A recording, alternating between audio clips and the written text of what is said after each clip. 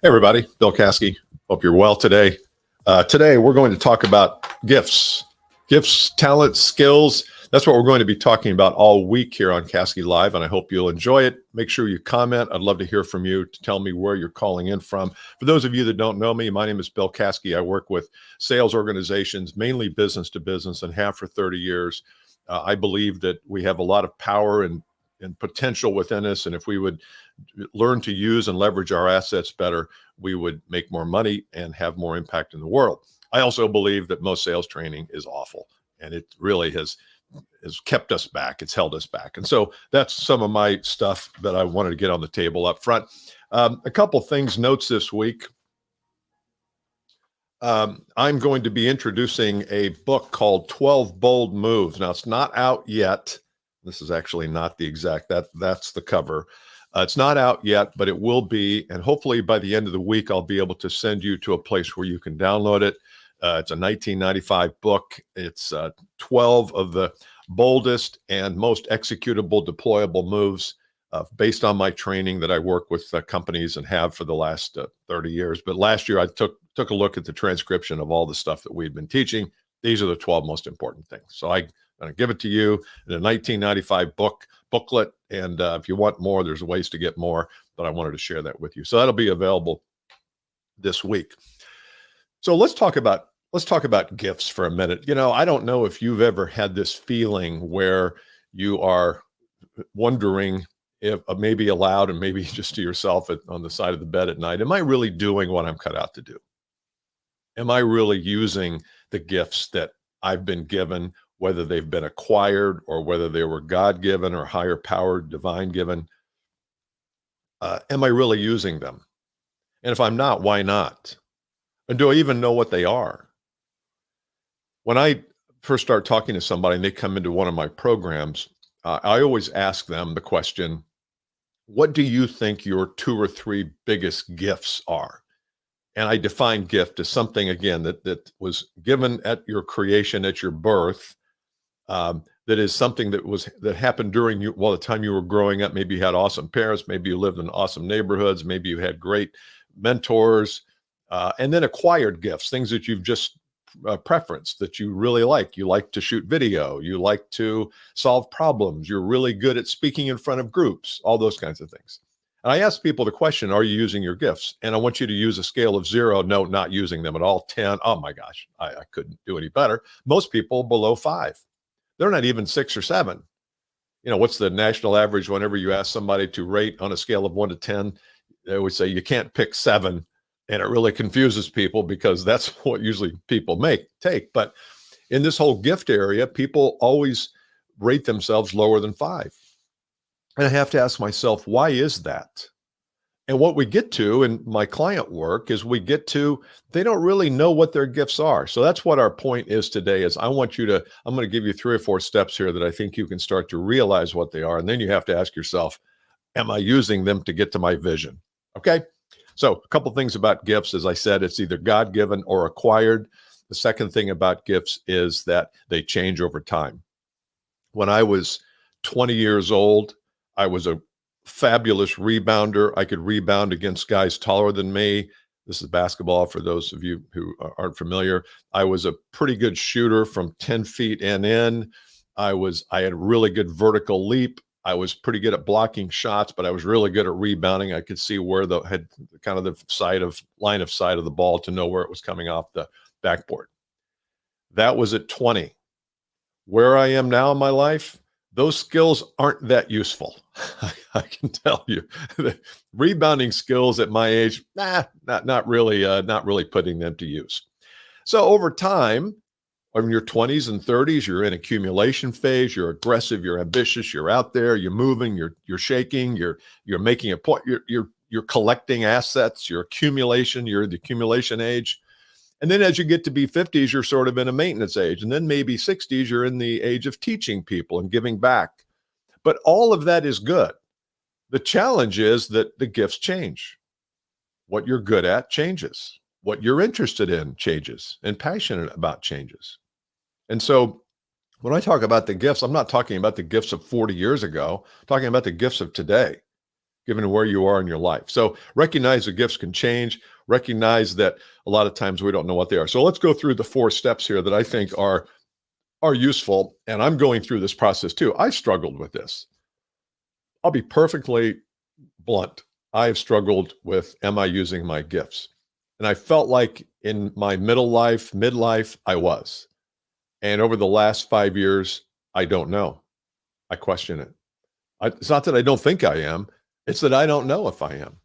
And a lot of that has to do with maybe a lack of identification of what those gifts are. So I started a process here a while back where I started to list what I felt my gifts were. I want you to do that as well. So step 1 is just start to assemble a list of what you think some of your gifts are.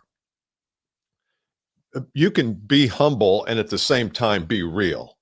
You can't be, oh, shoot, I'm not that good at that. I'm only 7'4". I'm not a good rebounder. No, come on, get real. I'm not saying have a lot of pride. I'm not, pride before the fall thing. I'm just saying be real. If you're good at something, write it down on the paper. If you're not, don't. And write down 5 or 6 things. I think you'll find things come to mind pretty quickly. The filter you can use is, what do you just love to do and are good at? That's probably there's a gift in there somewhere. There's a horse in here somewhere. Remember that joke. What do you lose time? What do you lose time doing? You're like, oh my gosh, is it 6 o'clock? Oh, I've missed date. I've missed dinner. I've missed my kids' volleyball. Where do you lose track of time? So those are just a couple of things, but I would say the main thing is you get value out of doing them. So that's number 1, is make a list for yourself. Number 2, it's a little harder, and I'm a little self-conscious about this, but I've learned how to break through that because this is really important stuff. And that is, ask somebody else around you. I wouldn't go asking clients that you just landed, hey, I want to talk to you about what my gifts are. They would say, GIF, like a GIF? No, gifts. So, but I would say you have people around your life in your business that you've, communicated with, worked with. Ask them, say, look, I'm doing an exercise, or I'm trying to understand where I'm good and where I need help. It doesn't have to always be blossoming. I want you to know, I want to ask you where I'm the best in the world. It's not that. It's like, tell me what you think I'm decent at. Tell me what you think I need help with. So ask people. You can ask your spouse. That's fine. Just recognize that there are layers of that relationship that I would probably rather you ask somebody who sees you in the business world. Your spouse may not see you in the business world. They may see you in the personal world. But either way, that's fine. So ask, let's just say 5 people. Hey, I'm doing this exercise. I'm trying to figure out where I can add the most value to the world and have the most impact. And to do that, I'm going to have to use my gifts. And to do that, I'm going to have to understand what you think they are. You can use another word other than gifts. You can use talent. You can use skills. But gifts are kind of the way to go. Okay, number 3. Number 3, I would suggest, sorry about that. We got to get rid of, why is this doing this? Third thing is make a plan. And that is take the top 2 or 3. Take the top 2 or 3 things that you've heard or that now, one thing that was interesting is if you have 5 gifts listed and you go to ask people and they come up with something totally different, now you got a dilemma. You got the old dilemma facing you. Where do I go with this? I don't think that'll happen, but it could be that the people that you ask may not know exactly how to give definition to that. They may not know exactly how to give voice to that, and you're into it a little bit deeper. So theirs may be on the surface, yours may be deeper. That's fine. Find 2 or 3 and make a plan. And the plan should be, how am I going to develop these gifts even more? You can use one of 2 things. You can either develop them, in other words, get better at them and spend more time in them, or you can leverage them and say, okay, I'm good at, let's just say you're good at shooting video. I'm just using that as an example because I'm looking into a camera. If you're good at shooting video, the question is, are you shooting enough video? Are you really leveraging that asset? And if you're not, then that would be something you'd put on the plan. Let's say that you're good at Cold calling. Yeah. Let's say you're good at cold calling and you say, look, I'm really good at that. I'm just not doing enough of it. So make a plan to deploy that skill. It's skill deployment. It's gift deployment. It does no good to have a skill and a gift if if it just sits within us and never gets brought forth. You heard me talk about the fear of success last Friday, and we talked about how St. Thomas, the quote is, if you bring forth what is within you, what you bring forth will save you. If you don't bring forth what is within you, what you don't bring forth will destroy you. And that's gifts. That's part of that, what you want to bring forth. And so I would say develop a plan. You want to deploy something, you want to build on what you already are good at, and you also want to say, how can I leverage this?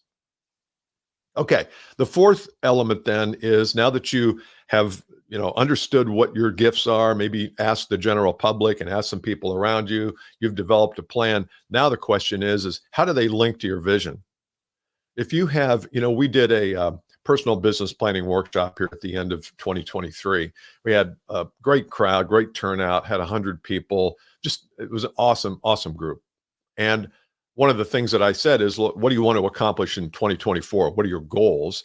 And how will you use your assets, your current assets, and leverage those to get to those goals? One of those assets is your gifts, God-given, acquired gifts. And so the question becomes then, if you have a vision of your life in 5 years, 10 years, where you want to be financially, work-wise, lifestyle-wise, relationship, fitness, whatever those visions are for you, how will you use your gifts to get there? And that's where we take it from the plan. Okay, I'm going to work on these things to where are we going long-term? What's the long-term impact here of this? Got some great comments. Thank you for, we're on YouTube, LinkedIn, and Facebook, and we got awesome comments. So thank you for joining me today. So hopefully this has helped you. I want you to think about this over the day today. And there's nothing really I've given you 4 steps here to do. You can take that, you can not take that. It's your call. I'm not going to be chasing you down, trying to get you to do it. But if you pay me, I do chase you down, but you're not paying me. So I will not be chasing you. But the point here is I want you to start down this path of understanding, recognizing what those gifts are, and then starting to use those. And I think if you do, I think everything gets easier. As I said in my preamble here, I don't believe sales training today is done correctly. I don't even think our school systems teach kids correctly. I mean, think about the indoctrination in the school system. People call it indoctrination centers, whatever you want to call it. But think about how it was taught. I mean, everything was compliance. You had to raise your hand if you want to get out of line. You can't get out of line. Make sure the line's straight. Billy C, get back in line. Oh, I just wanted to step out of line a half a foot, and she caught me. It's all done through compliance. You got to raise your hand. You got to get good grades, pass the next grade. You got to get in college. We don't ever have someone who sits down with us and says, Brendan, what are your gifts? What are you really good at? Here's what I think you're good at, Brendan. I don't know why I picked that name. And what do you think you're good at? Go ask your parents what they think you're good at. Go ask your other teachers what they think, your coach. Let's collect some understanding of what Brandon needs to be, is gifted at, where his potential is, and let's set a course through high school and college and through life on that. When do you get that? You never get that. You get, where do you want to go to college? What do you want to major in? Never why do you want to major, always what do you want to major in? Getting all excited. So since nobody really teaches us this, nobody taught me this, maybe everybody teaches you. Maybe you've been exposed to gift inventories and gift assessments for life. I haven't. So if you haven't, I think you have to look and say, well, am I really using these? So hopefully that's helped today. If you want to learn more about some of the work we do, go to billcaskey.com. Once again, bold moves, 12 bold moves coming out this week. Not out yet, but I'll be letting you know here on LinkedIn when it's done. I hope you had an awesome day today, and I'll talk to you later. Bye.